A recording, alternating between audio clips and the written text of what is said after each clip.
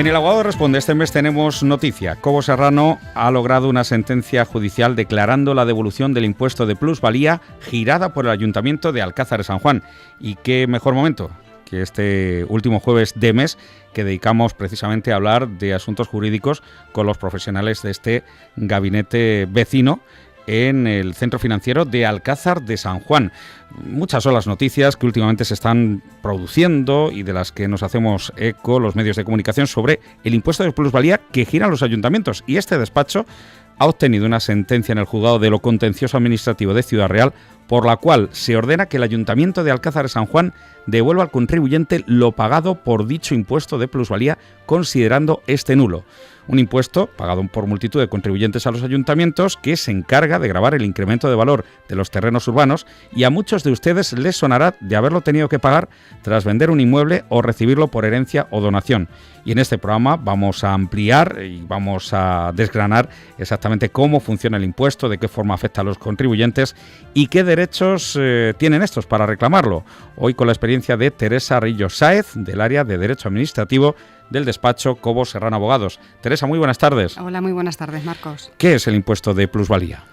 Bueno, pues este impuesto es un impuesto municipal y directo que grava el incremento que experimenta un terreno urbano durante el periodo de tiempo que transcurre entre su adquisición y su posterior transmisión, que puede darse por compraventa, por herencia, por donación o adjudicación, y el objeto sobre el que versa es, como tú bien decías en la introducción, pues ese incremento de valor del suelo. Entonces, si no hay incremento de valor del suelo, los ayuntamientos no pueden girar el impuesto de plusvalía. Bueno, pues aquí es donde radica la problemática de los últimos tiempos con este impuesto, y por eso queríamos hacer este programa de radio.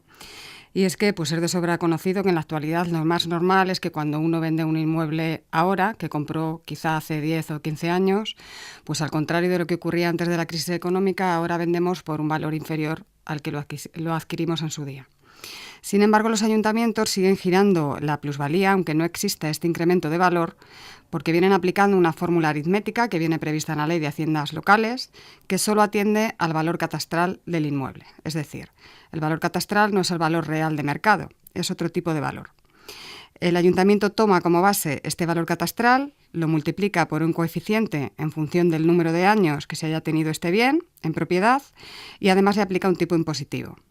De este modo, el resultado para la hacienda municipal correspondiente siempre es positivo y da como resultado que debe pagarse el impuesto aunque se haya vendido el inmueble por debajo del valor de compra, algo muy corriente en estos últimos años en los que los valores han tendido a bajar al menos hasta un 30%.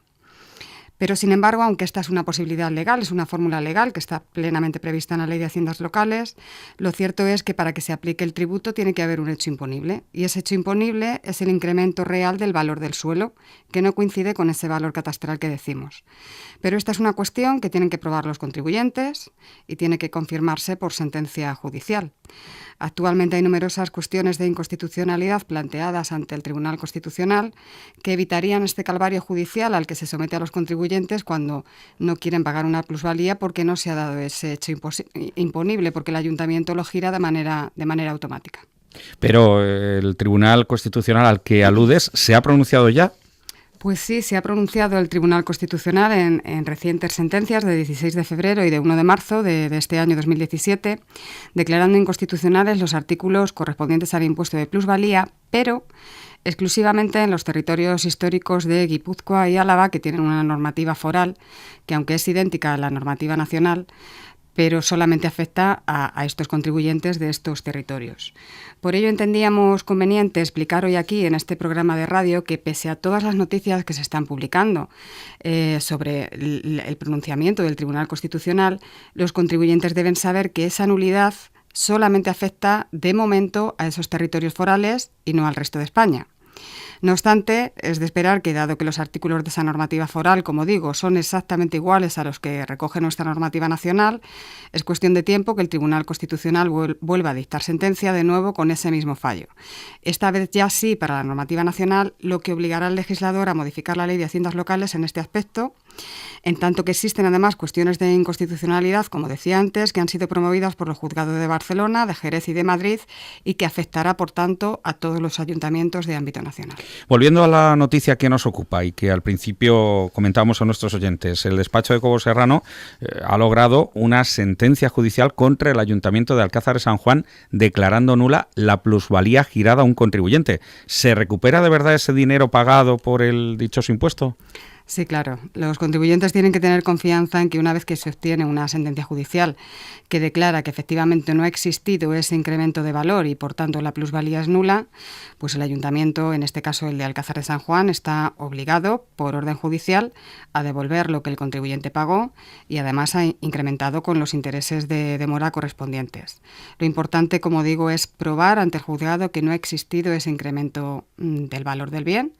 Y entonces, una vez que se dicta sentencia y se consigue ese fallo anulatorio, los ayuntamientos tienen que cumplir. Y entonces, señora Rillo, concluyendo, ¿qué tendría que hacer cualquier contribuyente que reciba ahora una liquidación por plusvalía? Y puesto que estamos en emisión comarcal, tanto del Ayuntamiento de Alcázar como de cualquier otro ayuntamiento. Pues lo primero, mi consejo es que se pongan en manos de expertos en derecho administrativo que les podrán asesorar debidamente de cómo se tiene que recurrir esa plusvalía.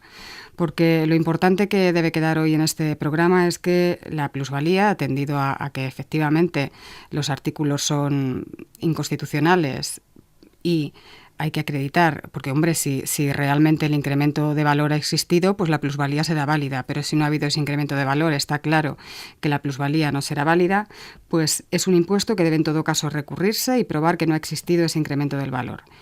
Ello no impide, que es algo que también quiero dejar muy claro en este programa, que de momento, y para evitar embargos, ese impuesto se abone, sin perjuicio de que cuando se obtenga la resolución definitiva y se acuerde su nulidad, se pida la devolución del abonado con el incremento de intereses de demora.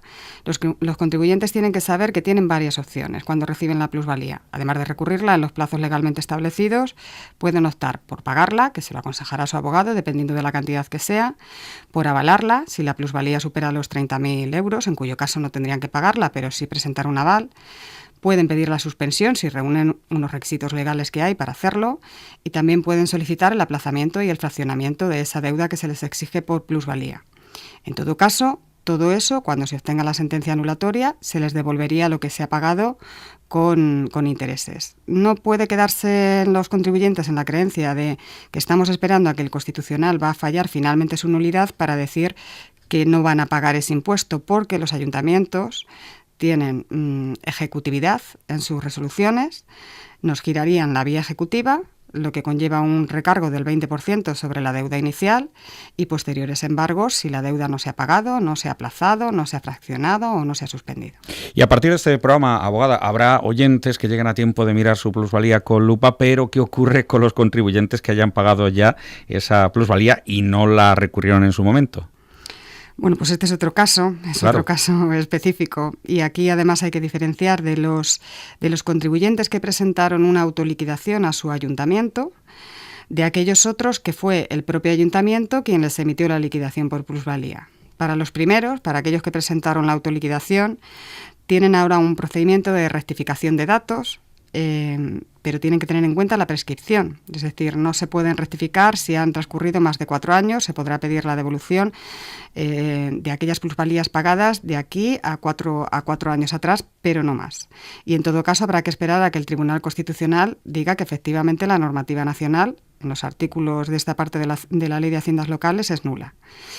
Esto para los que presentaron autoliquidación, y para los que no la presentaron, pero fue el ayuntamiento quien les notificó la liquidación de plusvalía, pues tendrán que formular un recurso de revisión de acto nulo, acreditando que no ha existido ese incremento de valor del terreno que decimos y solicitando la devolución de lo pagado más intereses de demora.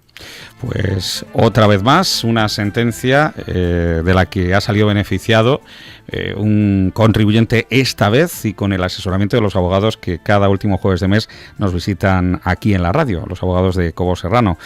Se marca un antes y un después, y ahora pues ya saben ustedes a qué atenerse cuando reciban este impuesto de plusvalía. plusvalía, siempre lo decimos, lo informamos desde el rigor de los abogados y de los expertos jurídicos que nos acompañan en este programa, en esta sintonía de La Mancha de la Onda, como Teresa Rillo Sáez. Muchas gracias hoy por estar con nosotros, Teresa, y por esta información y esta noticia tan interesante, y enhorabuena a su bufete. Muchas gracias, Marcos, a vosotros.